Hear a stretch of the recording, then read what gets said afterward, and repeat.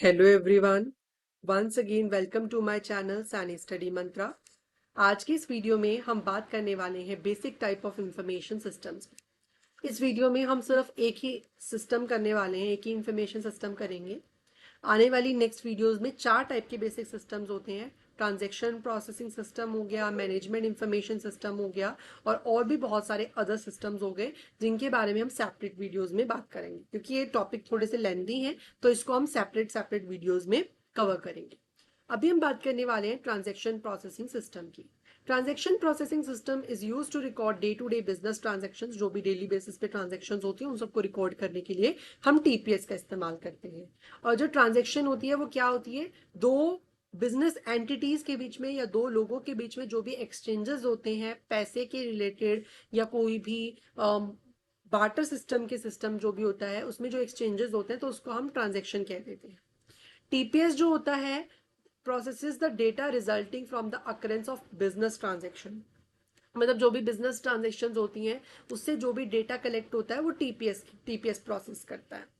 ठीक है, जो प्राइमरी पर्पस होता है टीपीएस का is to offer transactions, update records and generate reports requiring for store keeping. मतलब कि एक बिजनेस ऑर्गेनाइजेशन का जो भी रिकॉर्ड है उसको मेंटेन करने के लिए, उसमें रिपोर्ट्स को जनरेट करने के लिए हम टीपीएस का इस्तेमाल करते हैं ताकि ट्रांजेक्शन्स इजीली कंडक्ट करवाई जा सके। These systems mainly uses non-managemental staff. Non-managemental staff generally TPS का इस्तेमाल करता है। हम इसकी हायरार्की चार्ट में भी ये पढ़ चुके हैं। ठीक है, जैसे कि क्लैरिकल स्टाफ हो गया जो भी बिलिंग वगैरह करते हैं वो सब। In the organization to perform regular business activities, जैसे इन्वॉइसिंग करनी हो गई किसी भी परचेजिंग आइटम की, सो वो सब, या स्टॉक का इशू करना हो गया, सो ये सब जो है नॉन मैनेजमेंटल स्टाफ जो है मैनेज करते हैं। नेक्स्ट है online transaction processing and batch processing are the other methods which are use to complete the transaction.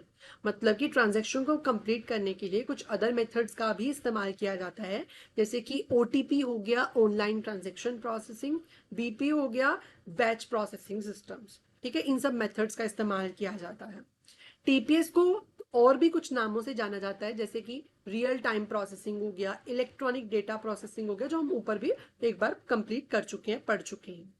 TPS records internal and external transactions. मतलब एक कंपनी जो भी इंटरनल ट्रांजेक्शन्स है, मतलब जो भी परचेजिंग है किसी भी चीज की, एसेट्स की या किसी भी चीज की, तो उस सब का रिकॉर्ड करना, that is the internal transaction. और एक्सटर्नल ट्रांजेक्शन होती है कि किसी अदर कंपनी ने हमसे कुछ खरीदा, तो that is a external transactions. जो हमने उनसे कुछ खरीदा या उन्होंने हमसे कुछ खरीदा, उस सबको रिकॉर्ड करना, that is a external transaction. और it is a repository of a data that is frequently accessed by other systems. और अदर सिस्टम जो है इस इंफॉर्मेशन को इजीली प्रोसेस या एक्सेस कर सकते हैं। टीपीएस जो है बेसिकली रूटीन बेसिस की एक्टिविटीज या रेपिटेटिव टास्क को रिकॉर्ड करने के लिए यूज होती है। लो लेवल ऑफ मैनेजमेंट इसका यूज करती है ऑपरेशनल डिसीजंस को लेने के लिए, डे टू डे बेसिस के डिसीजंस को मैनेज करने के लिए।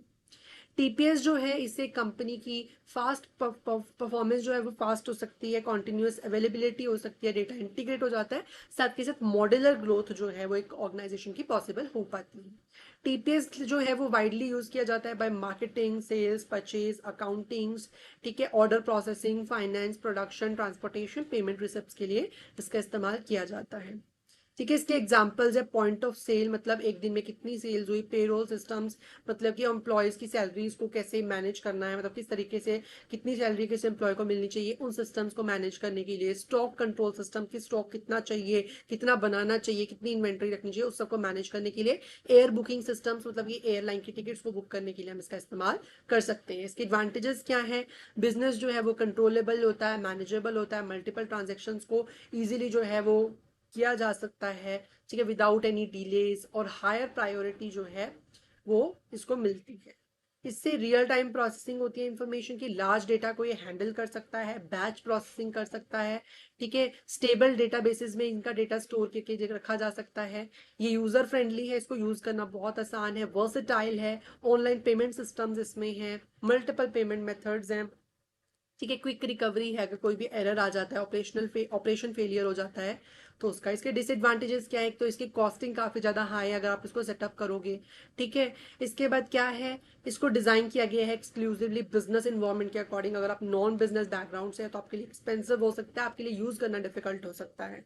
टीपीएस जो है इसकी लैक ऑफ स्टैंडर्डाइजेशन है, स्टैंडर्डाइज फॉर्मेट इतना नहीं है। और जो टीपीएस है that can be difficult to handle, इसको हैंडल करना डिफिकल्ट है। लार्ज डेटा सेट्स कई बार इसमें आ जाते हैं जिससे कि इसको हैंडल करना डिफिकल्ट हो जाता है। गुड इंटरनेट कनेक्शन की रिक्वायरमेंट होती है इसकी सर्विसेज को मैनेज करने के लिए, तो आपके पास एक अच्छा इंटरनेट सर्विस प्रोवाइडर होना चाहिए। Through TPS it is design for handling a lot of data and work overloading में be led to the system crash. System जो है वो आपका ज्यादा इंफॉर्मेशन स्टोर होने की वजह से क्रैश भी हो सकता है। सो यही था इसमें टीपीएस में। नेक्स्ट हम कवर करेंगे मैनेजमेंट इंफॉर्मेशन सिस्टम। इस वीडियो में इतना ही। अगर आपको वीडियो अच्छी लगी हो वीडियो को लाइक करें, चैनल को सब्सक्राइब करें और अपने फ्रेंड्स के साथ जरूर शेयर करें ताकि वो भी हमारी वीडियो से हेल्प ले सकें। Thank you so much for watching.